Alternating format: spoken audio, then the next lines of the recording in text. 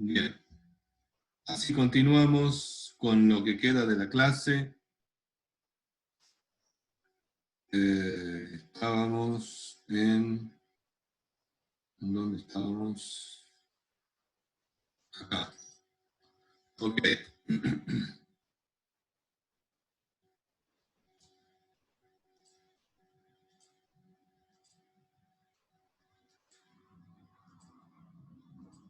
Bueno, creo que esta ha sido la última.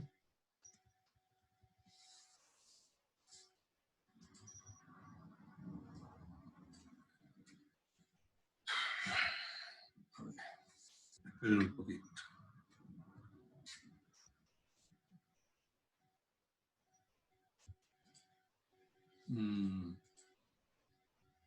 Bueno. Quiero ver si es que esta es la última.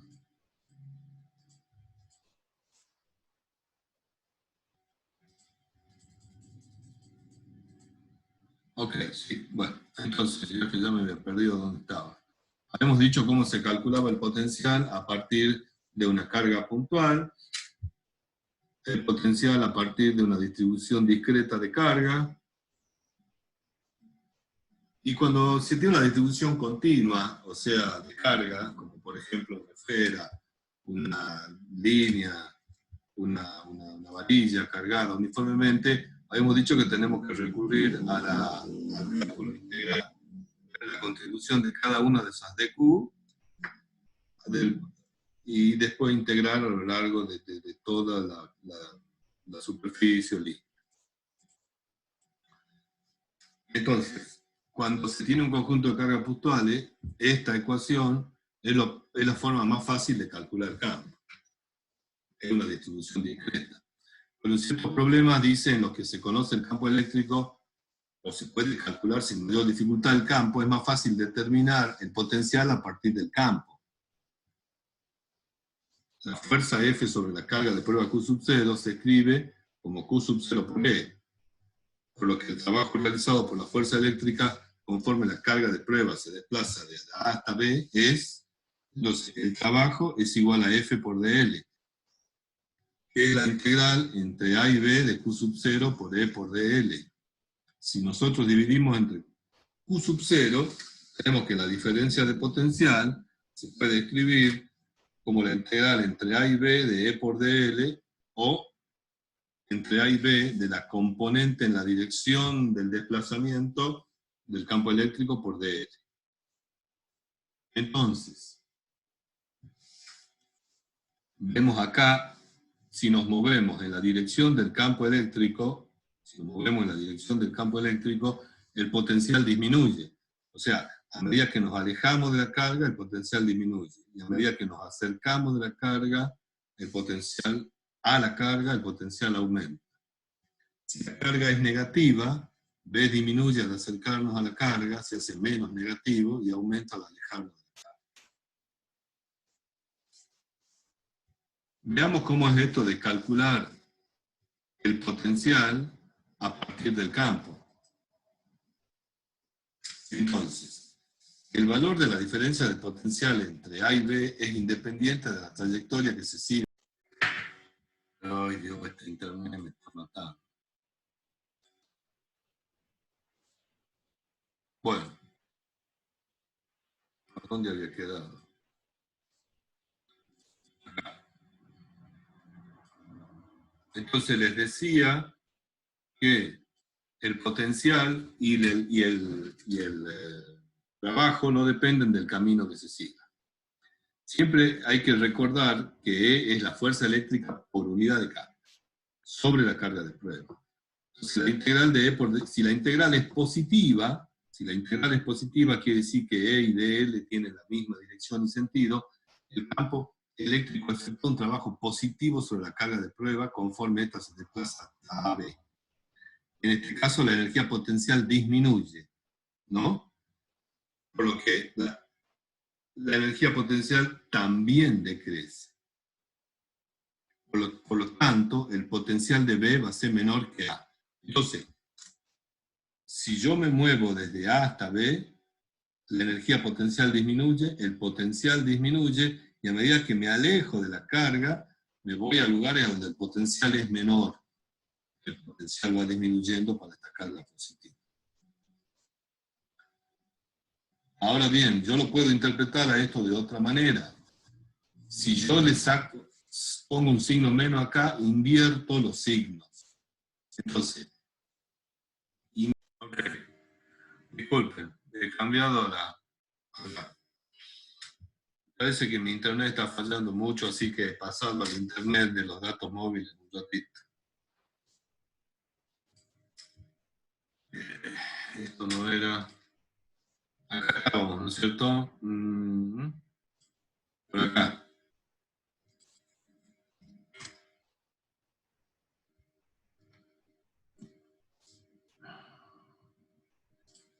¿Estoy compartiendo la pantalla o no?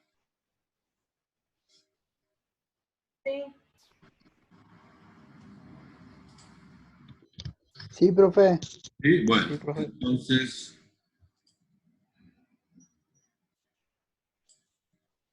Esto no era, déjenme ver, yo tengo un lío acá.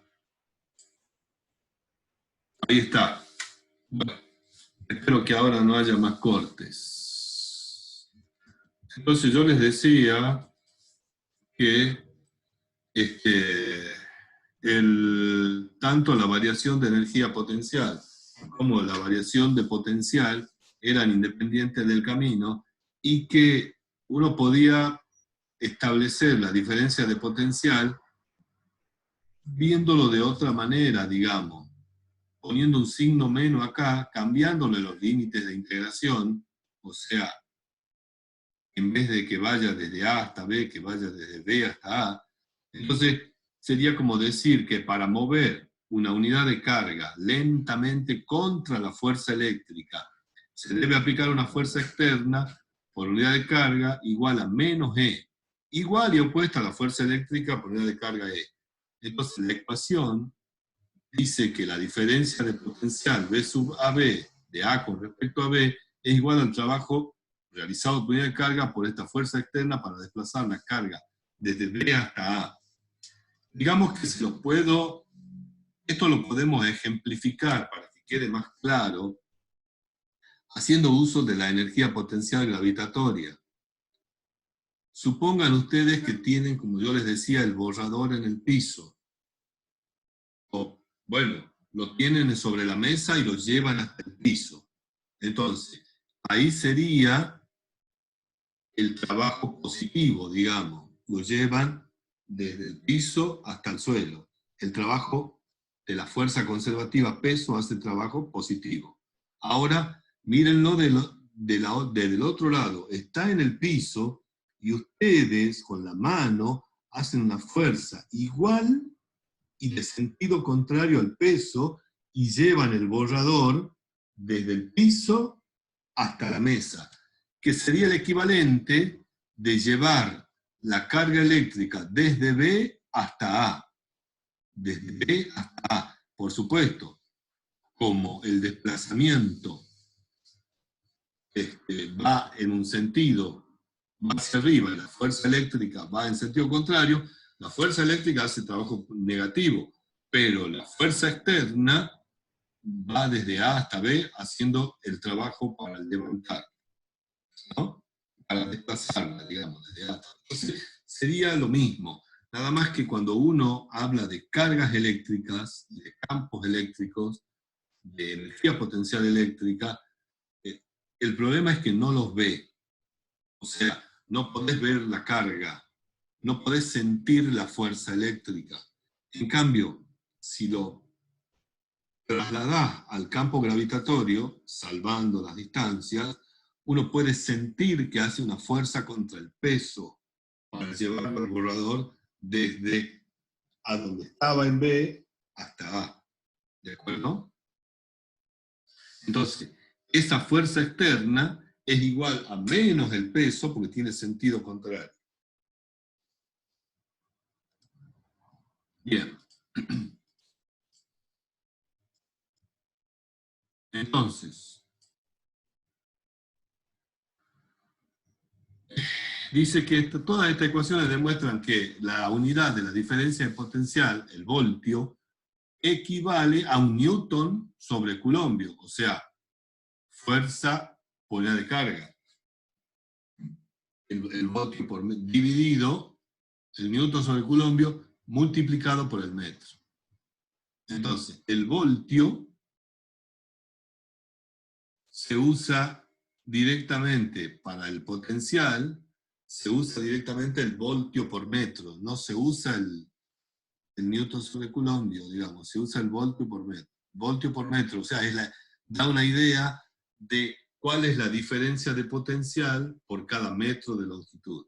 Le puedo decir, tengo 50.000 voltios por metro. Ah, bueno, hay una diferencia de potencial de 50.000 voltios en una distancia de un metro. Ah, y bueno, y esto es el electronvoltio que quedó en el ejercicio anterior, que era cómo se define el electronvolt. ¿Y cómo se define el electronvolt? Bueno, es la energía que tiene un electrón para una diferencia de potencial de 1 voltio. Y un electronvoltio será 1,6 por 10 a la menos 19 joules. Por supuesto, es una unidad de energía muy pequeña y normalmente se usan kilo, mega, gira, tera, electronvoltio, o también mili, ¿no? Dependiendo de la... Pero es una forma muy cómoda de escribir digamos, la unidad de energía cuando se habla de valores en el mundo de los electrones, de los átomos. El electronvolt. Bueno, y ahora vamos a ver algunos ejemplos de potencial. Dice, cuando se calcula el potencial debido a la distribución de carga, por lo general se sigue uno de dos caminos. Si vos conocés la distribución de carga, entonces emplea esta ecuación. Ya sea cuando es discreta, cargas puntuales a la izquierda, o cuando es continua, un anillo, una línea de carga. O, si se conoce cómo el campo eléctrico depende de la posición, vamos a usar la integral. Entonces, la diferencia de potencial la vamos a calcular en función del campo eléctrico. Si sabemos cómo depende de la posición. Si no sabemos, estamos fritos. Uno de esos dos caminos habrá que seguir para calcular el potencial. En este caso, en el caso B, hay que hacer el potencial igual a 0 en algún lugar conveniente, que no siempre va a ser infinito. Bueno, con esto vamos a ir completando el tema de potencial. Ya acá lo que hay es ejercicios, digamos, puntuales. En este caso es una esfera conductora sólida que tiene una carga distribuida, por supuesto, en su superficie, porque es conductora, Q. Quiere que saquemos el potencial eléctrico en todos los puntos, tanto adentro como afuera. Bueno,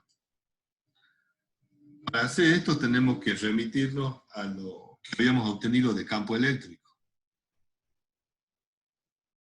Entonces, afuera de la esfera la consideramos como una carga puntual y hacemos que el voltaje sea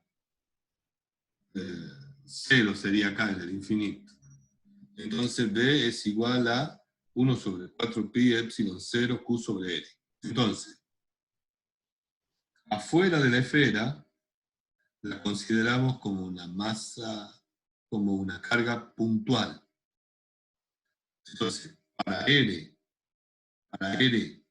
minúscula mayor que R, el potencial disminuye inversamente con la distancia. El potencial en la superficie de la esfera, y bueno, valdrá Q sobre 4pi epsilon 0 por el radio. Y adentro de la esfera, donde el campo es 0, el potencial es constante. Y vale lo mismo que valía en la superficie de la esfera. No puede tomar otro valor porque si hubiese una diferencia de potencial, las cargas se estarían moviendo, y eso no pasa en un conductor, ¿no? Entonces, una esfera conductora con carga R distribuida en su superficie se comporta como una carga puntual fuera de la esfera y tiene el potencial constante igual al potencial que tiene en la superficie a lo largo de toda la esfera. Un ejemplo simple, digamos. Si yo tengo ahora otro ejemplo para potenciales, el de placas paralelas y cargada. La de arriba positiva, la de abajo negativa. Bueno, el potencial va a ser una función de la energía potencial. Entonces, va a depender de ahí. ¿Cómo calculábamos el potencial? Dividiendo la energía potencial, bueno, acá tendría que haber dicho EP, en la carga Q sub 0. Entonces, Q sub 0 por E sub I sobre Q sub 0, ya que Q sub 0 por E es el potencial, es la energía potencial. Entonces, vemos que el potencial para una distribución uniforme de carga es simplemente el producto del campo, que es uniforme, por la distancia I, a donde yo quiero calcular. Si yo arranco en A y termino en B, entonces vemos que el potencial disminuye conforme nos movemos en la dirección del campo. Recuerden que si yo me muevo en la dirección del campo, el potencial va disminuyendo. Entonces, en el punto A, vamos a poner que I es igual a D, y en el punto y B sub I es igual a B sub A. Entonces, nosotros podemos escribir directamente que B sub A menos B sub B es E por D. Entonces, el potencial de A respecto al potencial de B, cuando estoy en A, es máximo. Digamos, cuando me ubico en A, es máximo. A medida que voy acercándome a B, el potencial va disminuyendo, y es mínimo donde vale B. Si ustedes hacen una digamos, similitud, si comparamos con una batería, la parte rosita sería el potencial positivo, la parte azul sería el potencial negativo, y la diferencia de potencial se obtiene a lo largo de toda la longitud de la pila. Imagínense ustedes una batería. Ustedes han visto que la batería de los autos tienen un borne positivo y un borne negativo. Internamente, la batería está separada por placas. Cada placa tiene un determinado voltaje o diferencia de potencial. Entonces, a medida que yo me voy acercando al potencial negativo, el potencial va disminuyendo. Y cuando me acerco al positivo, el potencial va aumentando. Entonces ustedes dicen, entre el borne negativo y el positivo hay, por ejemplo, 12 voltios. Pero si yo me corriese un poquito más hacia el borne negativo, y habría 10, y después 8, y después 6, y después 4, y así, ¿no?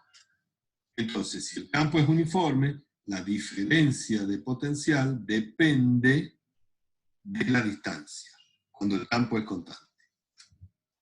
Y eso es el potencial para un par de placas separadas en la distancia D, y donde dentro de ellas el campo eléctrico es uniforme.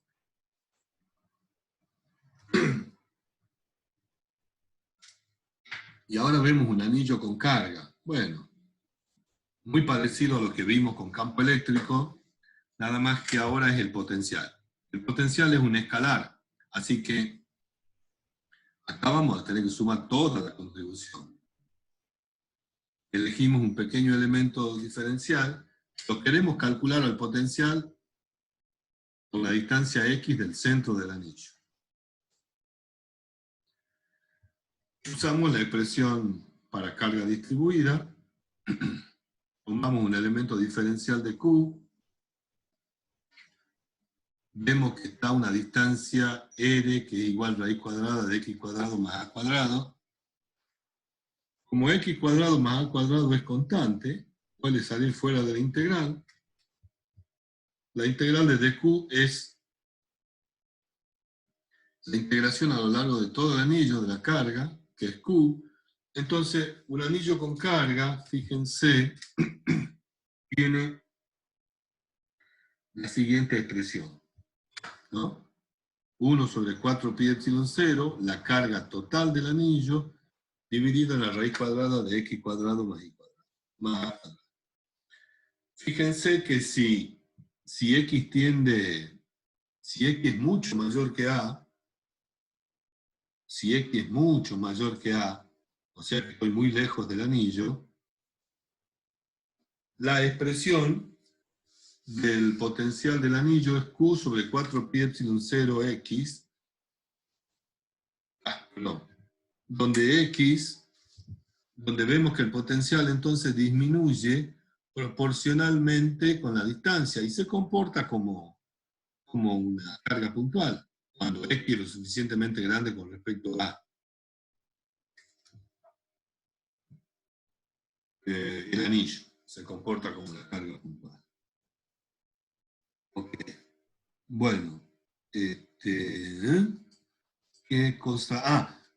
Bueno, no, de una línea de carga. Ahora, el que vamos a ver ahora, que ya creo que es el último, es el potencial creado por una línea de carga, como en el caso que vimos para el campo eléctrico, que va desde A hasta menos A.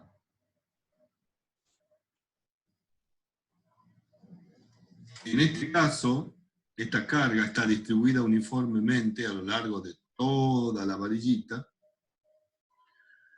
que tiene longitud 2A. Y queremos calcular el potencial a una distancia X de la varilla, del centro de la varilla. Ok, tenemos que ver qué relación hay entre dq y di. Entonces, la carga total es Q y está distribuida a lo largo de la longitud 2A. Entonces, Q de Q es esa relación constante por DI. O sea que de Q a DI es Q sobre 2A. Conociendo eso, aplicando la definición de potencial, el dB en el punto P es este, reemplazando ahora R por lo que vale, me queda esta expresión. Pero el problemita de esta expresión es que I es variable, porque dq se va a mover a lo largo de toda la línea. Entonces, me queda esta integral. 1 sobre 4 pi epsilon 0, q sobre 2a, todo sale fuera de la integral, entre menos a y a de di sobre raíz de x cuadrado más y cuadrado. Y esa integral no es muy fácil de resolver. Pero bueno, si uno busca a alguien que sepa análisis o va a una tableta y se pone a travesear un poco, puede llegar a este resultado final. Fíjense que entonces el potencial de esta varilla que tiene longitud 2A a lo largo del eje X tiene esta expresión, ¿no? ¿Qué pasa si X tiende a infinito? ¿Qué pasa si X empieza a ser grande? O sea, en el límite, cuando X tiende a infinito, ¿qué le pasa a B? Obviamente se nos da una indeterminación porque tenemos infinito sobre infinito. Así que habrá que aplicar al L'Hopital, por ejemplo, para obtener este límite, Pero ya nos estamos dando cuenta que si X tiende a infinito, el potencial va a tender a cero. O sea que cuando yo esté infinitamente lejos de esta varilla, el potencial seguramente valdrá cero. Bueno, y para ir terminando ya, el último tema es la parte de superficies equipotenciales. Bueno,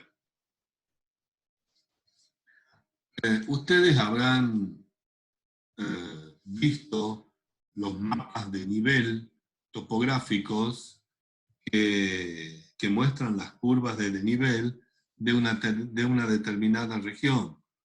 Estos mapas topográficos los utilizan la gente que hace caminos, los ingenieros civiles, la usan también los andinistas, los alpinistas, los montañistas, para diagramar el recorrido, para encontrar una senda nueva, etc.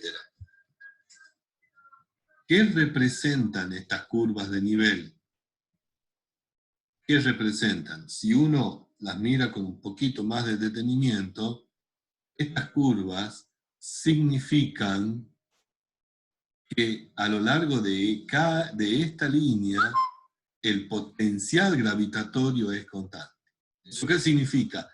Que todos estos puntos están a la misma altura. Si ustedes pusiesen una pelotita sobre esta línea, se quedaría donde está. Si la ponen acá, se queda donde está. ¿Por qué? Porque están todos a la misma altura. No les cuesta trabajo llevarla desde acá hasta acá. Si ustedes caminasen por esta línea, sería un camino sin pendientes. Eso significa una curva de nivel. Cuando las curvas de nivel están bien amontonaditas, quiere decir que entre una y otra hay una gran diferencia de altura. Habrá un pico, una montaña por ahí. Si están separadas, entonces quiere decir que esta zona está más o menos a la misma altura, que no hay mucho desnivel, ¿no? Entonces eso es más o menos las curvas de desnivel o superficies equipotenciales o curvas equipotenciales para la gravedad gravitacional. Ahora bien, para el caso de la electricidad, bueno, esto ya lo... ¿Sí? Para el caso de la electricidad, las superficies equipotenciales y las líneas de campo tienen una cierta relación. Por empezar, son perpendiculares entre sí. Lo que ustedes están viendo acá, son representaciones esquemáticas, cortes transversales de dibujos tridimensionales. Entonces, estas superficies marcadas en azul, circunferencias, perdón, marcadas en azul, son en realidad cortes de una esfera. Entonces, una superficie esférica estaría toda al mismo potencial. Acá está marcada, por ejemplo,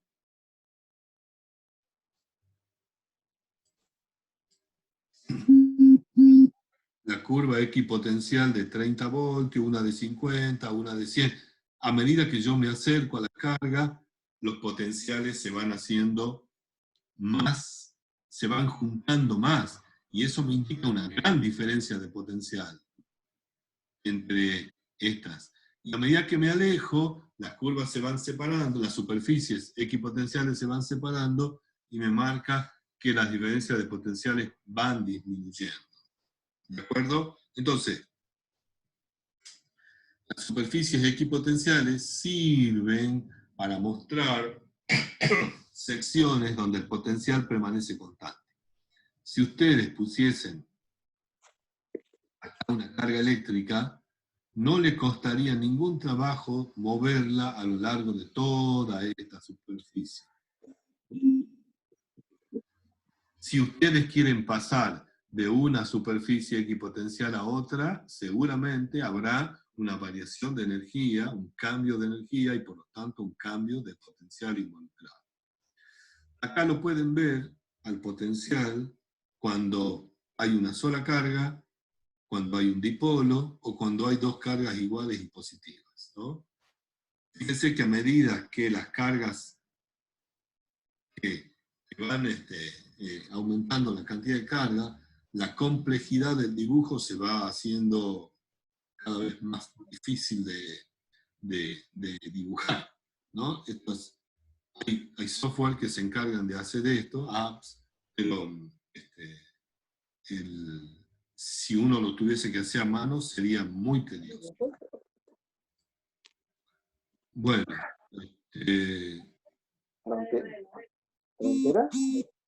¿Para qué? bueno, yo creo que ya vamos terminando con esto. No sé si tienen alguna preguntita.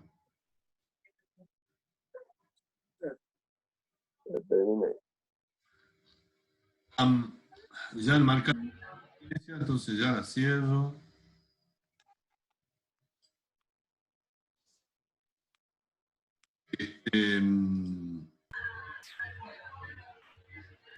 Bueno, en estos últimos minutitos que quedan de la reunión, bueno, ya les aviso que voy a ver cómo quedaron estas clases grabadas, las voy a subir a YouTube para que las puedan ver, no sé qué tal saldrán, y les voy a compartir a través del aula virtual también los PowerPoint que estaban pendientes, este de ahora y el que creo de la clase pasada. Así que, no sé, si tienen alguna preguntita, alguna duda, ahora es el momento porque ya que nos quedan 2 minutitos.